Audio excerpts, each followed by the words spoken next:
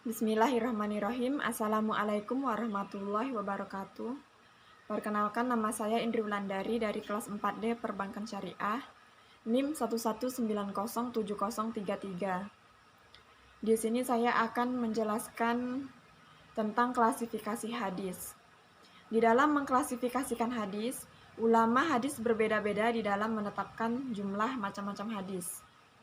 Ibnu Taimiyah mengungkapkan secara umum, berdasarkan keadaan perawi dan keadaan matan hadis sangat banyak macam-macamnya. Menurut Imam Al-Nawawi, pembagian hadis mencapai 65 macam. Menurut Al-Suyuti, pembagian hadis mencapai 82 macam. Sedangkan menurut Ibnu Katsir sebanyak 65 macam. Dan Abu Fadl Al-Jizawi di dalam kitab Al-Turas membaginya menjadi 63 macam. Di sini saya akan menjelaskan beberapa klasifikasi hadis yang saya ketahui. Yang pertama yaitu ada hadis mauquf. Ditinjau dari segi jumlah perawinya, hadis mauquf terbagi menjadi dua, yaitu yang pertama hadis mutawir dan yang kedua hadis ahad. Pengertian hadis mutawir. Mutawir secara bahasa adalah isim fa'il dari kata al-tawatur, yang berarti al-tatabu, yaitu berturut-turut. Yang kedua yaitu pengertian hadis ahad. Kata ahad berarti satu. Menurut Ajaj Alkitab, yang dimaksud hadis ahad adalah hadis yang diriwayatkan oleh satu orang perawi, dua ataupun lebih, selama tidak memenuhi syarat-syarat hadis masyhur atau hadis mutawir. Klasifikasi hadis yang selanjutnya yaitu adalah hadis sahih. Kata sahih berasal dari bahasa Arab, as-sahih. Bentuk pluralnya yaitu as-siha, yang berakal kata pada as-saha. Dari segi bahasa, kata ini memiliki beberapa arti, di antaranya yang pertama yaitu selamat dari penyakit, yang kedua bebas dari aib atau cacat. Sedangkan pengertian hadis menurut bahasa adalah kabar, atau disebut juga dengan berita. Dari segi istilah, para ulama berpendapat bahwa hadis sahih adalah hadis yang sanadnya bersambung sampai kepada Nabi Muhammad, diriwayatkan oleh periwayat yang adil dan dabit sampai akhir sanad. Di dalam hadis itu tidak terdapat kejanggalan syadz dan cacat atau ilat. Dari definisi tersebut dikemukakan bahwa Ibnu As-Salah oleh An-Nawawi, hadis sahih adalah hadis yang sanadnya bersambung sampai Nabi dan diriwayatkan oleh orang-orang yang adil dan dabit, serta tidak terdapat dalam hadis itu kejanggalan atau syadz dan cacat atau ilat.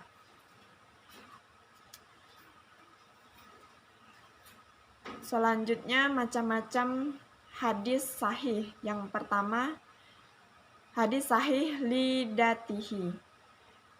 Hadis sahih lidatihi adalah hadis yang sanadnya bersambung, diriwayatkan oleh rijalu al-hadis yang adil dan sempurna kedabitannya, tidak sad dan tidak berilat.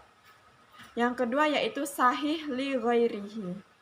Hadis sahih li ghairihi adalah hadis yang sahihnya lantaran dibantu oleh keterangan yang lain.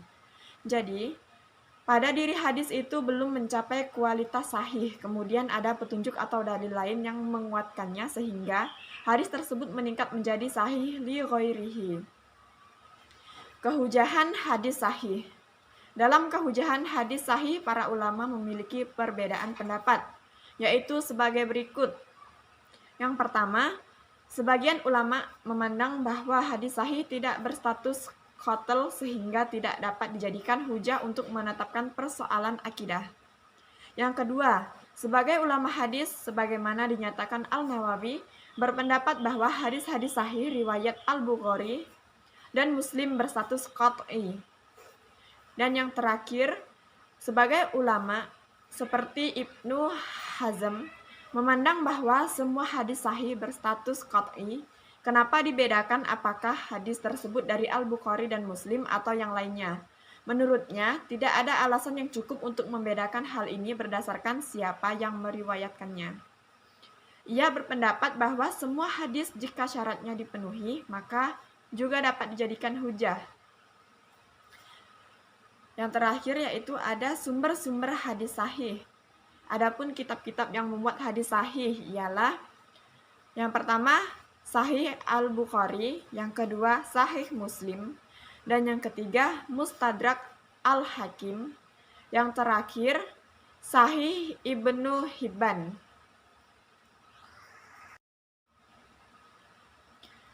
Yang selanjutnya penjelasan tentang hadis hasan.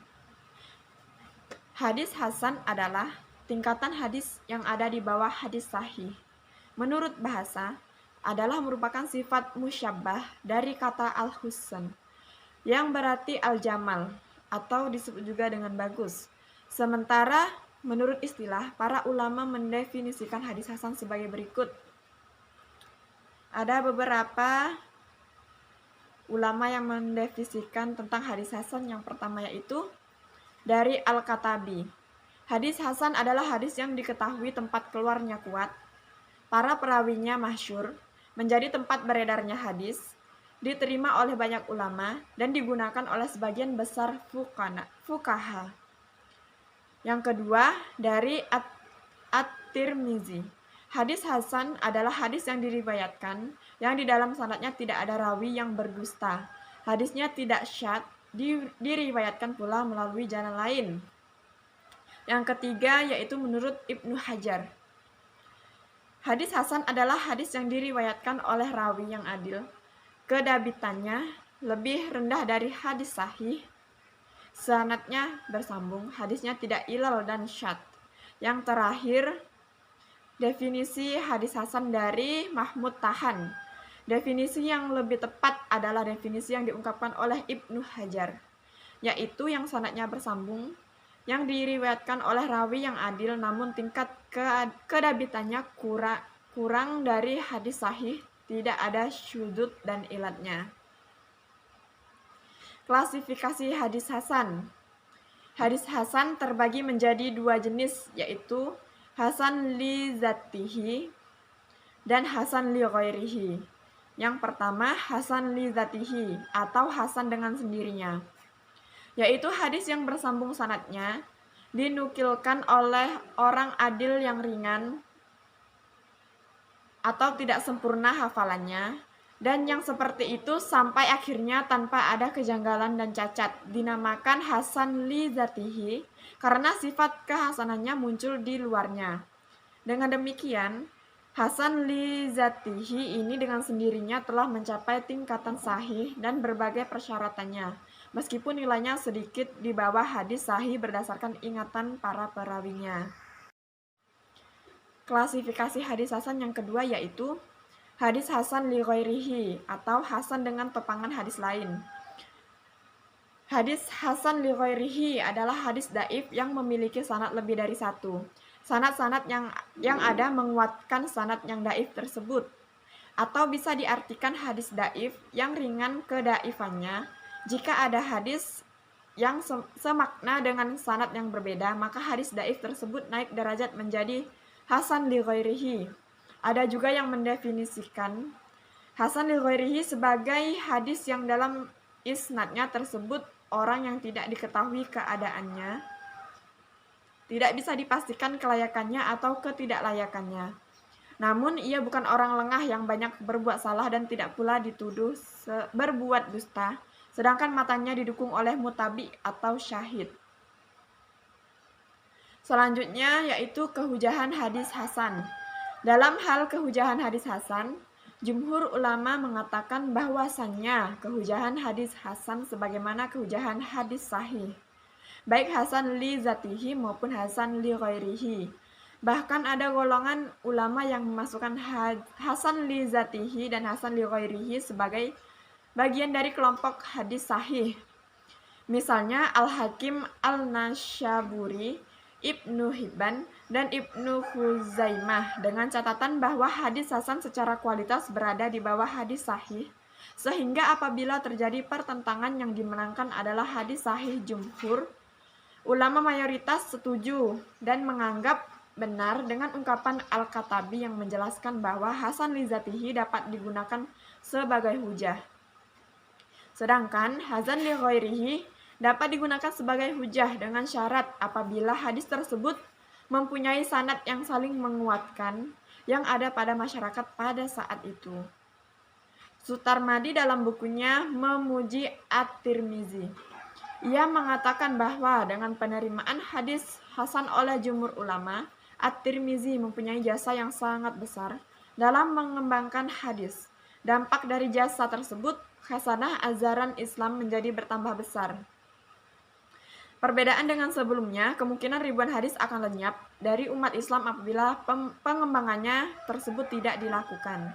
Meskipun derajat keabsahannya di bawah hadis sahih, namun hadis hasan sebagaimana halnya hadis sahih adalah hadis yang dapat diterima dan dipergunakan sebagai dalil atau hujah dalam menetapkan suatu hukum atau sebagai pedoman dalam beramal. Para ulama hadis, usul fikih, dan fuqaha sepakat tentang kehujahan hadis hasan.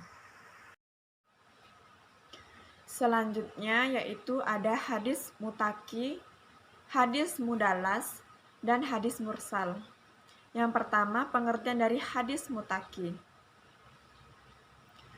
Mutaki menurut bahasa merupakan ism fa'il yang berarti terputus atau lawan dari kata mutasi yang artinya bersambung. Sedangkan menurut istilah, para ulama terdahulu mendefinisikannya sebagai hadis yang sanadnya tidak bersambung dari semua sisi. Ini berarti bahwa sanad hadis yang terputus baik dari awal sanad atau tengah atau akhirnya maka menjadi hadis yang mutaki. Dengan definisi ini, maka hadis mutaki meliputi mursal, mu'alaq, dan mu'adlal.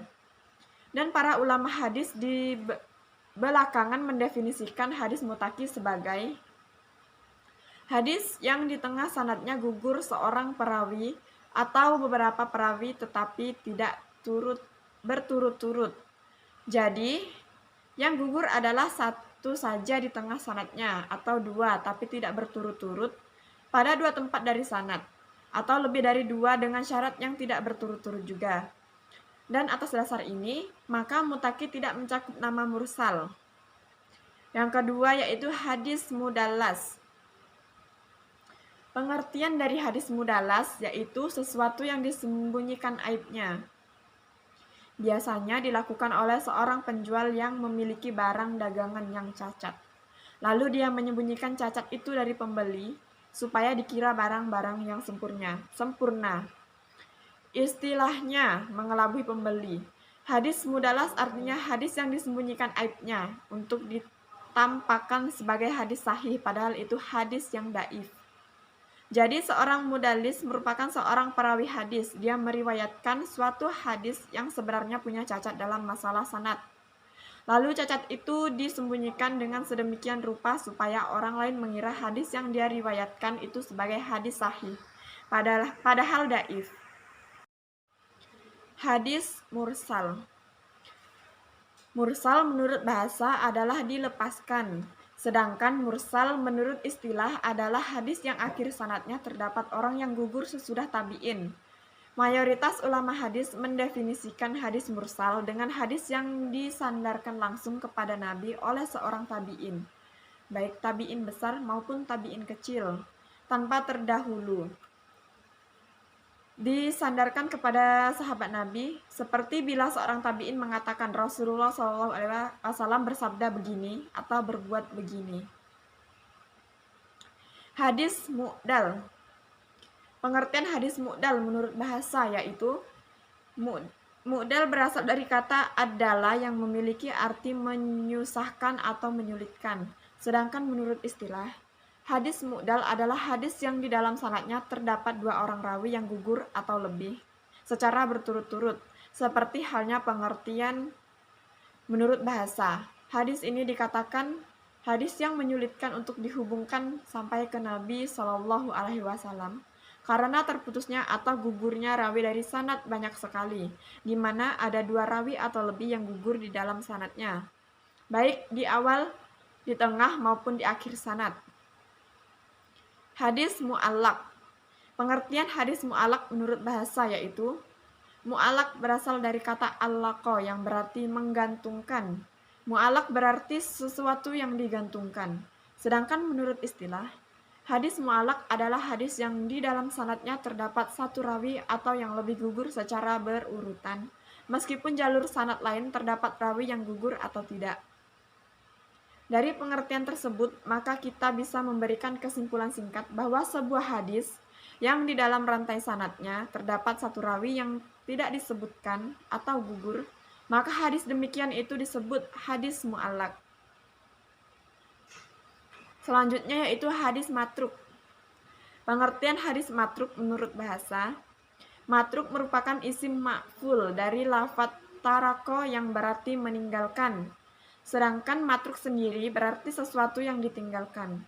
Sedangkan menurut istilah, seperti dalam kitab Minhatul Muqtis, hadis matruk adalah hadis yang para rawinya secara individu melakukan kebohongan agar hadis itu bertentangan dengan kaidah-kaidah yang telah diketahui dan tidaklah diriwayatkan kecuali berasal dari dirinya itu sendiri.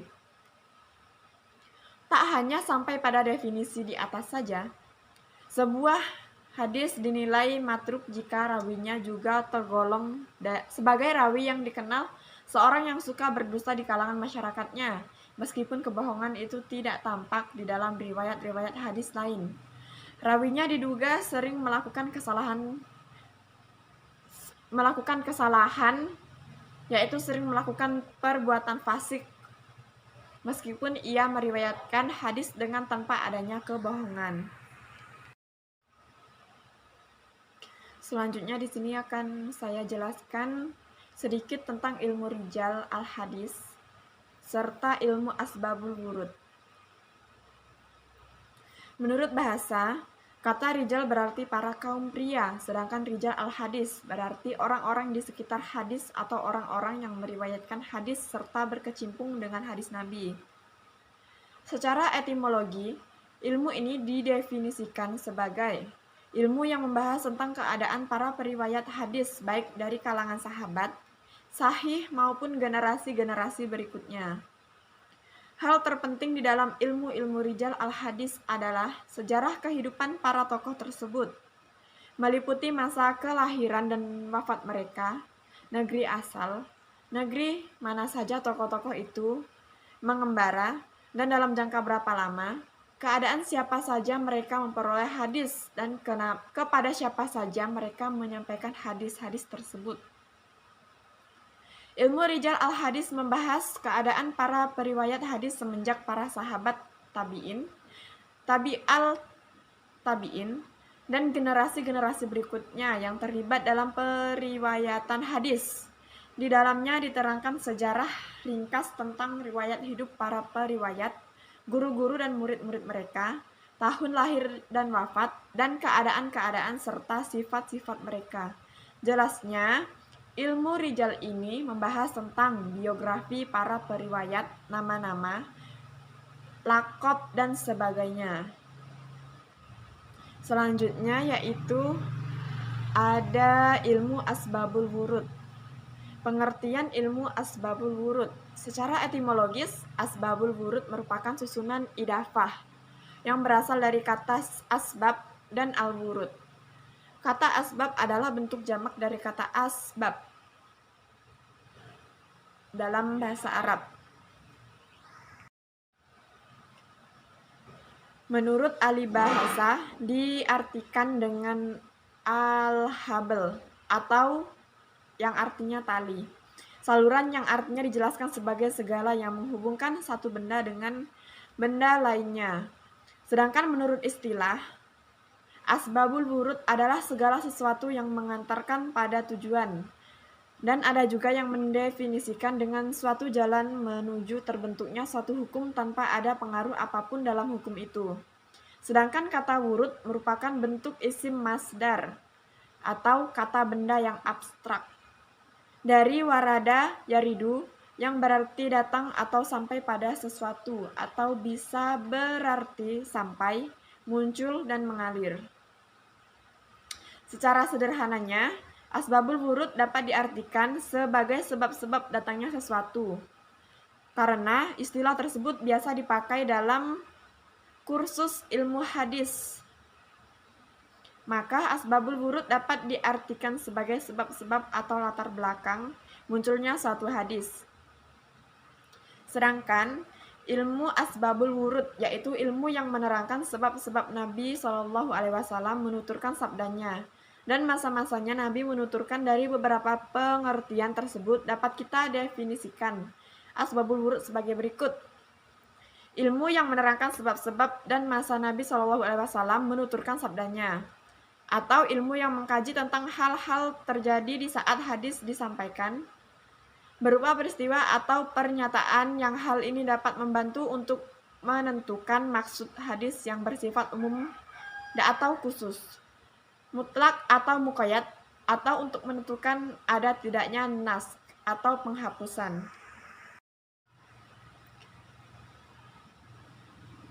Urgensi dari asbabul wurud hadis. Asbabul wurud mempunyai peran yang sangat penting dalam rangka memahami suatu hadis. Sebab biasanya hadis yang disampaikan oleh Nabi bersifat kasuistik, kultural, bahkan temporal. Oleh karenanya, memperhatikan konteks historisitas munculnya hadis sangat penting.